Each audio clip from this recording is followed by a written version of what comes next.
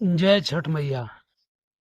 आज हम लोग ये जानेंगे कि छठ का त्योहार, जिसको कि महापर्व के नाम से भी इस समय जाना जा रहा है, वो कैसे मनाया जाता है, क्यों मनाया जाता है और इसके पीछे मनाने की कौन-कौन सी कहानियाँ प्रचलित है, उसके बारे में हम लोग जानेंगे। इसमें हम लोग ये भी जानेंगे कि छठ मैया के पति कौन है और छठ पूजा या फिर सूर्य पूजा सबसे पहले किसने शुरू की थी। तो पहले हम लोग ये जानते हैं कि छठ कैसे मनाया जाता है। तो इस साल जो छठ मनाया जाएगा वो 5 नवंबर को शुरू होगा। 5 नवंबर को शुरू होगा। 5 नवंबर को सुबह ब्रह्म मुहूर्त में उठेंगे। जो भी छठ की पूजा करने वाले लोग होंगे, छठ का व्रत रखने वाले लोग होंगे, वो सुबह ब्रह्म मुहूर्त में उठे होंगे और स्नान के बाद उन्होंने छठ के व्रत का संकल्प लिया होगा। छठ के व्रत का संकल्प लिया होगा और शाम के समय में लौका भात खाएंगे। मतलब चावल और दाल बनाएंगे, उसमें लौकी डाल करके। आमतौर पे इसको लौका भात कहा जाता है। लौका भात को आप लौकी भात भी समझ सकते हैं। तो लौकी वाली दाल खाएंगे 5 नवंबर को। इसके बाद 6 नवंबर को 6 नवंबर को क्या करेंगे? 6 नवंबर की शाम को खाना खाएंगे। फिर सुबह कुछ नहीं खाएंगे। शाम को क्या खाएंगे? शाम को खीर पूड़ी खाएंगे। 6 नवंबर की शाम को खीर पूड़ी खाएंगे और 6 नवंबर की शाम को खीर पूड़ी खाएंगे। फिर इसके बाद 7 नवंबर 7 नवंबर को सुबह कुछ नहीं खाएंगे। शाम को डूबते हुए सूर्य को अर्घ देंगे। शाम को डूबते हुए सूर्य को अर्घ देंगे। शाम को कुछ खाएंगे नहीं। ठीक। अब 7 नवंबर के बाद 8 नवंबर को 8 नवंबर को सुबह होगी जब, तो सुबह सुबह उगते हुए सूर्य को अर्घ देंगे। उगते हुए सूर्य को अर्घ देंगे तो उगते हुए सूर्य को अर्घ देने के बाद उनकी पूजा या व्रत खत्म होगी और प्रसाद का वितरण करेंगे और खुद खाएंगे। तो ये तो हो गया। आप देखिए 5, 6, 7, 8, ये कुल मिलाकर के 4 दिनों का व्रत होता है। ये बहुत ही कठिन व्रत माना जाता है और इसके व्रत में काफी साफ सफाई का ख्याल रखा जाता है। इसमें आप देख रहे हैं कि 5 को लौका भात खाएंगे और 6 को खीर पूड़ी खाएंगे। 6 को खीर पूड़ी खाने के बाद 7 को कुछ नहीं खाएंगे। 6 की रात भर पूरा रहेंगे। फिर 7 को पूरा शाम तक रहेंगे। शाम को अर्घ देंगे। पूरा रात भर रहेंगे। फिर 8 की सुबह व्रत का पारण करने के बाद खाना खाएंगे। तो ये हो गया। जब अर्घ दिया जाता है तो उसमें बांस या पीतल की टोकरी या फिर सूप में फल वगैरह, दीप वगैरह को रख करके उगते हुए सूर्य और डूबते हुए सूर्य को अर्घ दिया जाता है। ये सवाल उठता है कि कहाँ कहाँ मनता है। तो यहाँ इस समय हम लोगों से आप पूछेंगे तो पाएंगे कि छठ का त्योहार जो है मूलतः बिहार से शुरू माना जाता है इस समय। और अभी बिहार में तो यह एकदम से राष्ट्रीय पर्व जैसा बन चुका है और धीरे धीरे ये पूर्वी यूपी में भी बहुत सा मनाया जाने लगा है। उसके साथ साथ पश्चिम बंगाल, झारखंड में भी मनाया जाता है। और इस समय तो न्यूज़ हम लोग देख रहे थे, न्यूज़ में दे रहा था कि दिल्ली में जो दिल्ली की सरकार है वो 1000 घाटों का निर्माण करा रही है छठ के लिए। 1000 घाट मतलब बनवा रही है छठ त्योहार के लिए। ये सरकार की तरफ से 1000 घाट होंगे और जो लोग व्रत होंगे वो लोग भी बनाए होंगे। अब छठ पूजा में आप लोग जानते हैं कि छठ पूजा में तो पूजा होती है छठ मैया की। लोग व्रत करते हैं, छठ मैया कहते हैं, लेकिन अर्घ देते हैं सूर्य को। सवाल ये उठता है कि सबसे पहले सूर्य की पूजा किसने की थी। तो सबसे पहले सूर्य की पूजा सूर्यपुत्र कर्ण ने सूर्यदेव की पूजा शुरू की थी। सूर्यदेव पुत्र कर्ण, सूर्यदेव के जो पुत्र थे कर्ण, वो पानी में खड़े होकर के स्नान करते थे। स्नान करने के बाद सूर्य को अर्घ दिया करते थे। स्नान करने के बाद खड़े होकर के सूर्य को अर्घ दिया करते थे। ऐसा माना जाता है कि सूर्यदेव के ही आशीर्वाद से कर्ण एक महान योद्धा बन गया। कर्ण को एक महान योद्धा और यहाँ तक कि दानवीर कर्ण के नाम से भी जाना जाता है। तो हम लोग कुछ छठ के गीत देखें। छठ में जो मुख्य रूप से गीत जो है सुनाई देते हैं वो गीत इस तरह से है। कांचे ही बांस के बहंगिया बहंगी लचकत जाए।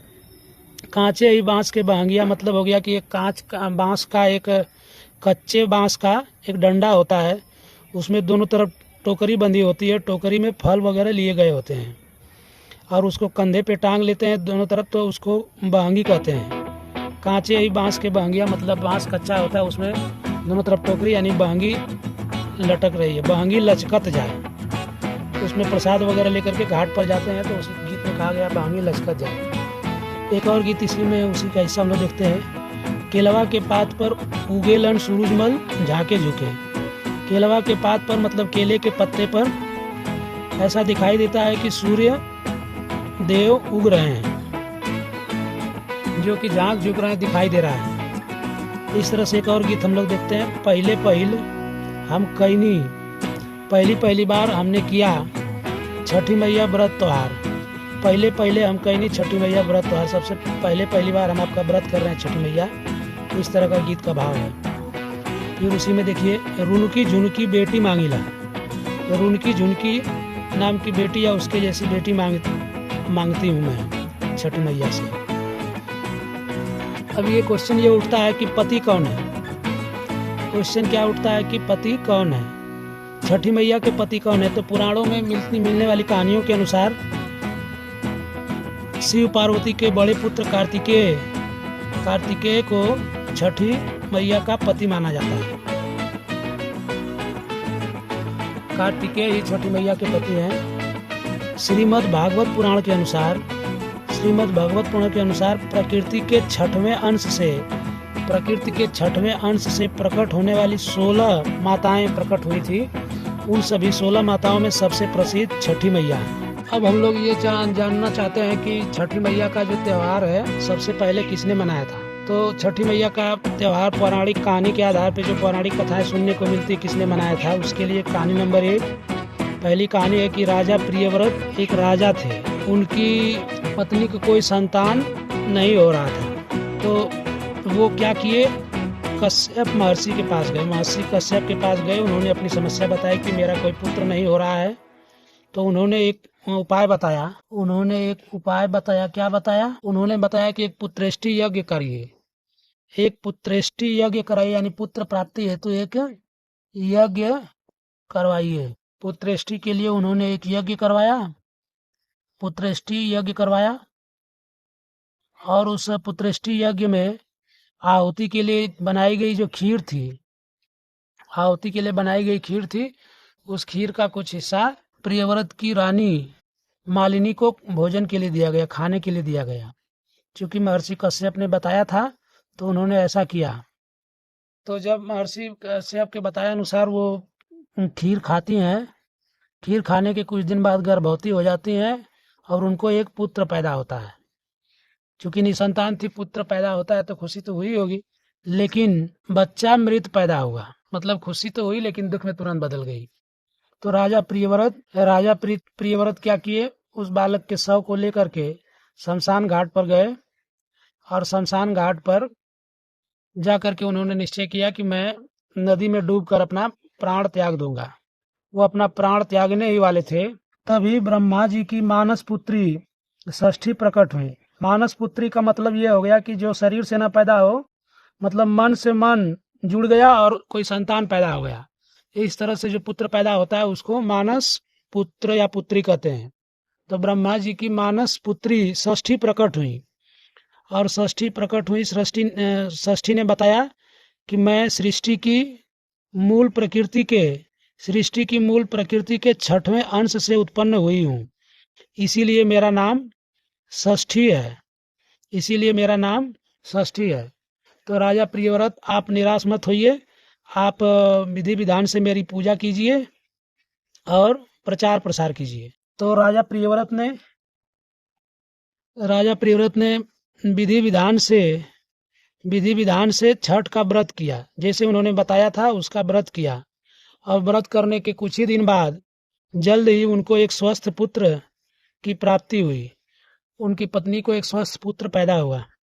तो राजा ने घूम घूम कर षष्ठी देवी का प्रताप लोगों को बताया और कहा कि षष्ठी पूजा या छठी पूजा से या षष्ठी मैया की पूजा से ही मुझे पुत्र की प्राप्ति हुई।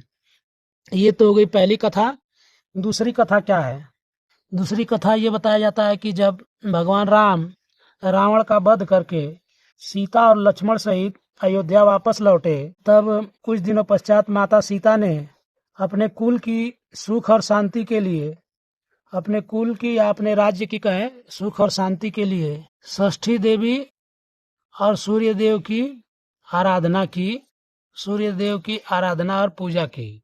तो ये तो हो गया रामायण काल में जो कहानी है वो। तीसरी कहानी यह है कि पांडवों की जो पत्नी थी द्रौपदी, आप लोग जानते हैं कि द्रौपदी के 5 पति थे जो पांडव के नाम से प्रसिद्ध थे। तो द्रौपदी ने महाभारत काल में अपने, जब उनको वनवास हो गया, राजपाट उनका छीन गया, जुए में सब हार गए थे, तो द्रौपदी ने अपने पतियों की रक्षा और राजपाट वापस पाने के लिए छठ मैया का व्रत किया, जिससे कि उनको अपना राजपाट वापस मिल पाया। अब ये हम लोग थोड़ा ये जानते हैं कि आखिर छठ पर्व मनाया क्यों जाता है, इसके पीछे क्या कोई वैज्ञानिक कारण भी है? तो छठ पर्व मनाया क्यों जाता है, इसके पीछे हम लोग ये जानते हैं कि आज तक आप जो साइंस का अध्ययन करेंगे तो साइंस के अध्ययन में ये पाया जाएगा कि सूर्य जो है ऊर्जा का स्रोत है। और ऐसा बताया जाता है कि यदि सूर्य ना होता तो पृथ्वी पर जितने भी जीव हैं, चाहे जीव जंतु या फिर वनस्पति, सब खत्म हो जाएंगे, सब खत्म हो जाएंगे, कोई जीव नहीं रह पाएगा।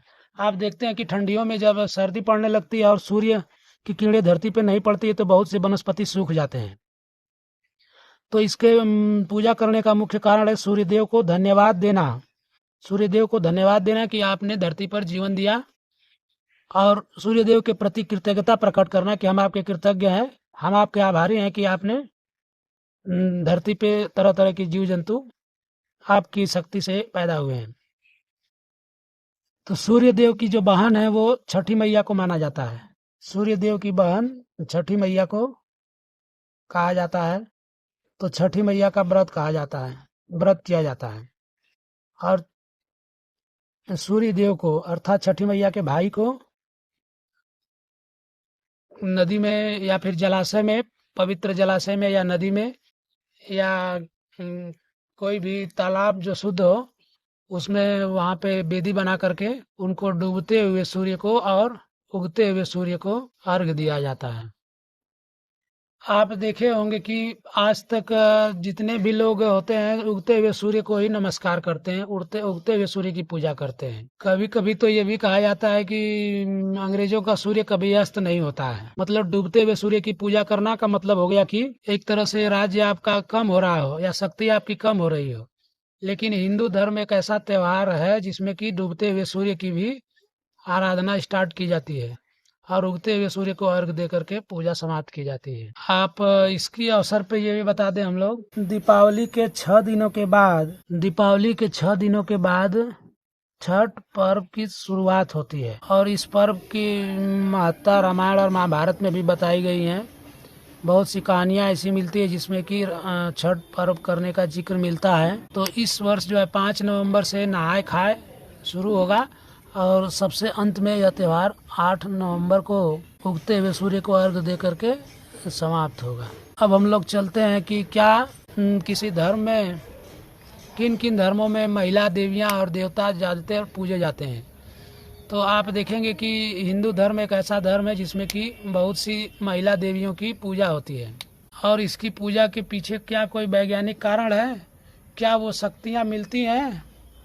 तो पहला तो ये तर्क देंगे हम लोग कि ये जो है कि त्यौहार तब शुरू होता है जब शीत ऋतु का आगमन होता है, जब ठंडी की शुरुआत होने जा रही होती है। तो इसका प्रकृति से कुछ न कुछ लेना देना जरूर है इस त्यौहार का। दूसरी चीज, कैसे शक्ति मिलती है कि जिस समय आप त्यौहार शुरू करते हैं तो त्यौहार में अलग अलग तरह के फल और अलग तरह की पवित्रता और जल के किनारे, जलाशय के किनारे इस व्रत को करना इसमें मुख्य रूप से शामिल है। तो आप जानते हैं विज्ञान के अनुसार जल का अणुसूत्र H2O होता है। और ऐसा माना जाता है कि पृथ्वी पर जो जीवन की उत्पत्ति हुई है वो जल आने के बाद हुई है। तो मनुष्य कोई भी पूजा जब करता है, किसी भी धर्म में चाहे पूजा हो, तो देखे होंगे कि मनुष्य को नहाने धोने के लिए जल लेकर के पूजा करने की बात की जाती है। तो यहाँ जल की जगह जलाशय के पास पहुँच करके सूर्य को अर्घ्य दिया जाता है। दूसरी चीज़ें, व्रत करते समय, जब आप व्रत कर रहे हैं उस समय तरह तरह के फल लिए होते हैं, तो तरह तरह के फल जो है वो अलग अलग तरह के अणुओं से निर्मित हैं। तरह तरह के फल, छठी मैया में इतने तरह के फल बिक जाते हैं जो कि हर तरह के फल बिक जाते हैं। तो इतने तरह के फल लेकर के जब आप पूजा करते हैं और एक मन को पवित्र करके उस पवित्र शक्ति को या ईश्वरीय शक्ति को, एनर्जी के स्रोत सूर्य को और उनकी बहन छठ मैया का आह्वान करके जब आप व्रत करते हैं, तो उस फल में तरह तरह के जो फल हैं उसमें अलग अलग तरह के विटामिन और अलग अलग तरह के अणु परमाणुओं से बना हुआ फल है। वह सुगंध के माध्यम से व्रती को और उस व्रत में शामिल होने वाले जो लोग हैं उनके रस में जाता है। तो ये भी एक तरह से उनको पॉजिटिव एनर्जी मिलती है। और इस समय फलों का सीजन भी है, एक पॉजिटिव एनर्जी मिलती है। उस पॉजिटिव एनर्जी से कुछ इस तरह का सिस्टम बन जाता होगा कि कुछ नई चीज़ें रचना नई चीज़ों की हो जाती है। जैसे किसी को पुत्र न मिल रहा हो तो पुत्र की प्राप्ति, किसी को नौकरी न मिल रहा हो तो नौकरी इत्यादि का मिल जाना। बहुत से लोग इस छठ के त्यौहार को मन्नतों का त्यौहार भी कहते हैं। और छठ का त्यौहार जितनी तेज़ी से उदय हुआ और जितनी तेज़ी से फैल रहा है, शायद ही कोई त्यौहार इतना तेज़ी से फैल रहा हो। तो मुझे लगता है कि आज की जितनी जानकारी मैंने दी है उससे आपको अगर कुछ न कुछ नॉलेज अवश्य हुआ होगा। ये जो जानकारी है मैंने पत्र पत्रिकाओं के अध्ययन के बाद आप लोगों के समक्ष रखी है। अगर आप लोगों को वीडियो अच्छा लगा हो तो एक लाइक कर दीजिएगा।